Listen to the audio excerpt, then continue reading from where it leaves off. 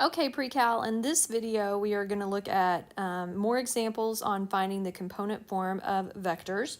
So this one right here shows me that my initial point is R, so this is my initial point, so that means that this is going to be x1, y1, and S is my terminal point, so x2, y2.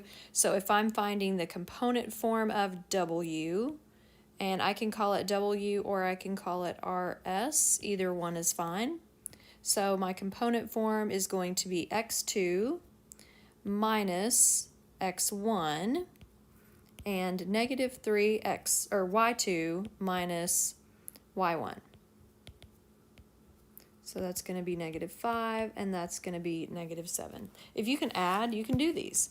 All right, so the next one, find the component form of V, and it is vector PQ, or you can call it vector V, it does not matter. This tells me that this is the initial, so that's x1, y1, x2, y2. So my component form of the x is the x2 minus x1, so negative 5 minus a negative 3. Make sure you're careful with your signs. That's why I use parentheses there. And then I've got 2 minus 4. So this becomes positive, so I've got negative 5 plus 3. So that's going to give me a negative 2.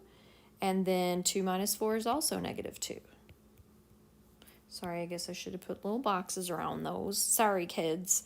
Okay, in this one, we are also going to look at the magnitude. So let me redirect your attention to the distance formula right here. That's how we find our magnitude. So that means that I have got to determine my initial and terminal point. Well, if it's vector RS, that means this is initial, R, and S is terminal. So my distance formula is what I'm going to use here. So I've got x2 minus x1 squared plus y2 minus y1 squared.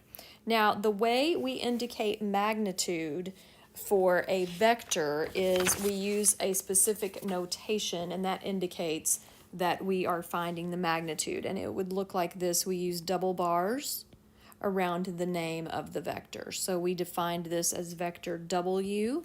So it is going to look like that.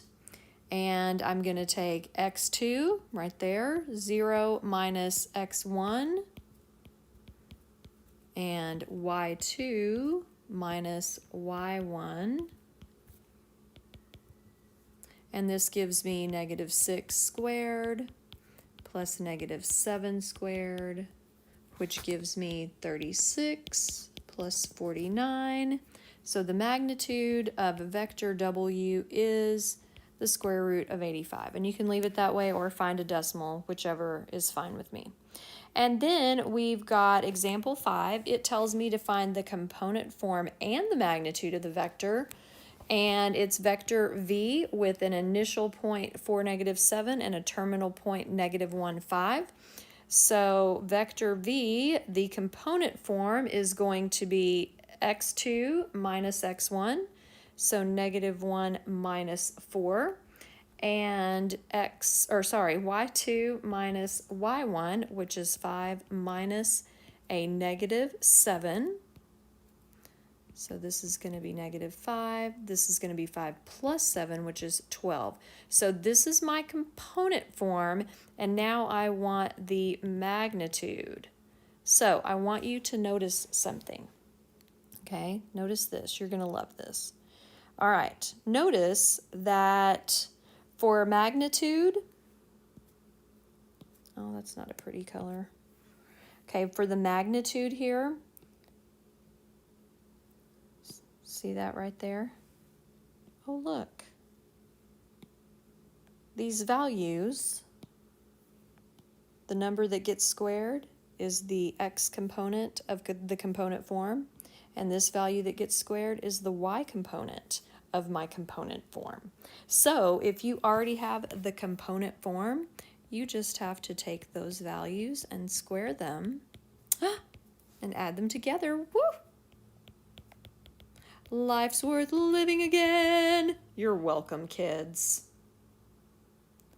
Okay. Why did I write 7? Oh, you can't take me anywhere. I'm out of control. I was thinking about the last problem. Jeez Louise. Sorry, baby, it's 12. Okay, so when you add those together, and then that's a perfect square, the square root of 169 is 13. Hot diggity! Okay, now we're going to look at example 6, the resultant vector.